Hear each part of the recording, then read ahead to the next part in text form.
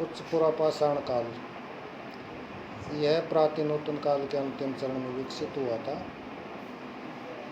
उच्च पुरापाषाण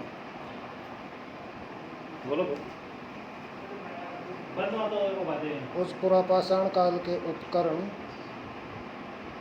इनमें ब्लेड तत्व की प्रधानता है। प्रमुख उपकरण तक्षणी तथा ब्यूरिन है। अन्य उपकरण हड्डी, सींग तथा हाथी दांत निर्मित है। इस काल की कला जो है गुफा कला या भित्ति कला, गृह कला अथवा सचल कला एवं लघु मूर्तियों के रूप में दिखाई देती है। उच्च पुरापाषाण काल की संस्कृति का जन्मदाता, इस संस्कृति का जन्मदाता पूर्ण विकसित मानव, जिसे होमो सोपियन या प्रज्ञा मानव कहा जाता है। प्रमुख क्षेत्र, इस संस्कृति के प्रमुख क्षेत्र है बेलन घाटी तथा सोन घाटी उत्तर प्रदेश, सिंह भूमि बिहार, भीमबेटका एवं बाघोर मध्य प्रदेश, पाटने, भदने एवं इनाम गांव महाराष्ट्र से, रेणीगुंटा व करनूल की गुफाएं आंध्र प्रदेश, सोरापुर दोआब जिला गुलबर्गा कर्नाटक, विशदी गुजरात एवं बूढ़ा पुष्कर राजस्थान। उच्च पुरापाषाणी के प्रमुख उद्योग स्थल, ये बेलन घाटी उत्तर प्रदेश, ये प्रमुख उद्योग स्थल है। और यहाँ फलकों और तक्षणियों का विशाल भंडार है, वो रेणीगुंटा आंध्र प्रदेश से प्राप्त हुआ है। और सबसे ज़्यादा अस्थि उपकरण इस काल के बिल्ला सुरगम गुफा आंध्र प्रदेश में स्थित है, जहाँ से 200 उपकरण प्राप्त हुए हैं। अस्थि निर्मित मात्र देवी की मूर्ति बेलन घाटी में लोंदा नाला से प्राप्त हुए। शतरमुर्ग के अंड शल्क पर रेखांकन या चित्रांकन भी किया गया है, जो पाटने महाराष्ट्र में स्थित है, यहाँ से मिला है। और शैल चित्र ये भीमबेटका जो मध्य प्रदेश में स्थित है, यहाँ से प्राप्त है। जहाँ तक काल क्रम का संबंध है, इसके संबंध में अलग अलग कार्बन तिथियाँ प्राप्त हुई हैं।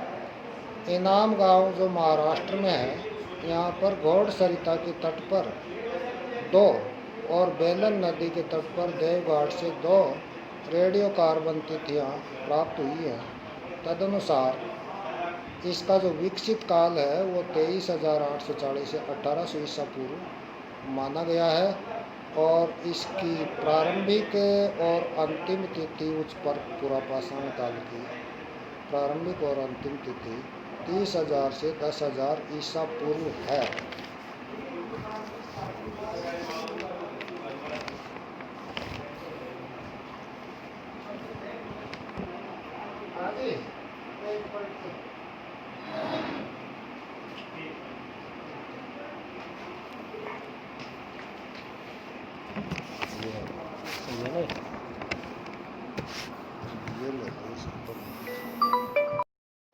हाँ जी सर।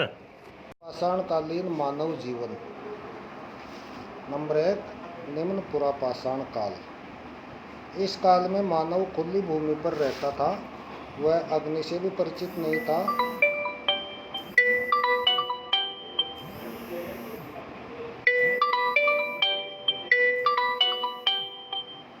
बाबूलाल जी, फोन आ गया सर।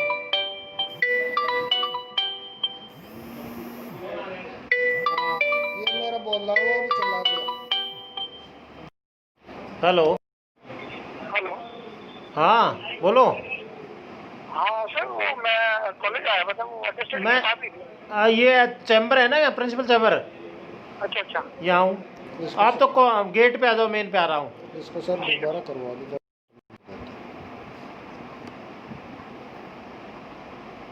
दोबारा बोलना पड़ेगा।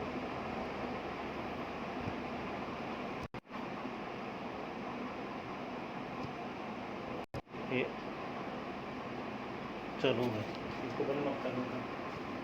पुरापाषाणकालीन मानव जीवन।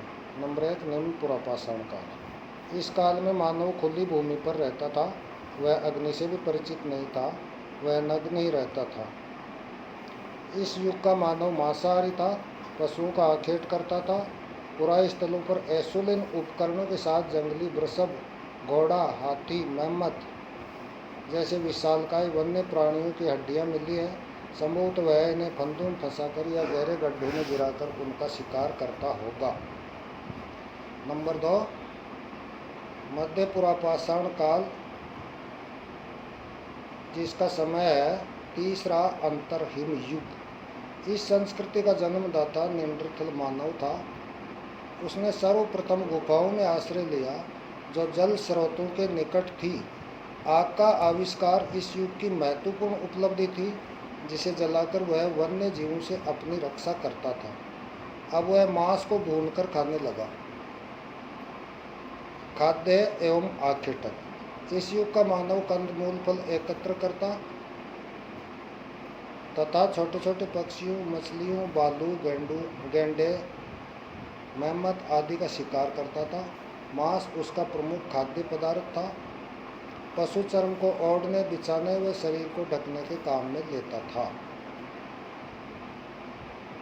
सामाजिक जीवन। संभवतः इस काल में कार्य विभाजन की व्यवस्था हो गई थी। पुरुष वर्ग आखेट का कार्य करता था, स्त्रियां कंदमूल फल लाती होंगी। आखेट एवं संग्राहक जीवन में सहायक रही होंगी।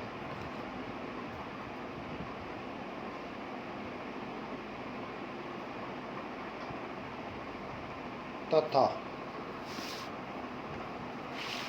बच्चे पालती हैं। मांस व चर्म जीवन निर्वाह के साधन बन गए।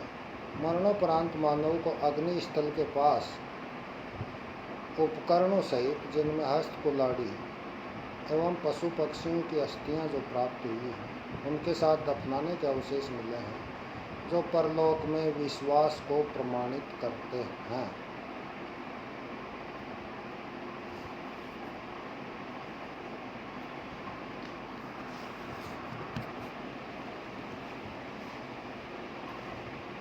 हाँ जी बाबूलाल जी।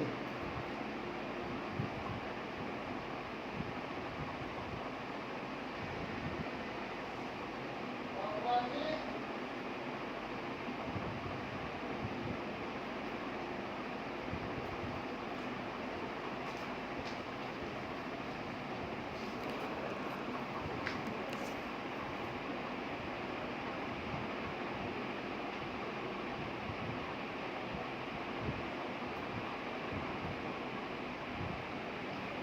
ये सर यहाँ तक बांध दिया मैंने, ये आगे का भी पट दिया। इसकी फोटो लेनी है तो ये वो ना रहे बदल। जाएगा। वो बने बड़ा। ये 4-5 लाइन आगे की पट दी। अगले पेज। अब आप सबमिट कर लेना। ये आगे के दोनों पन्ने लेंगे।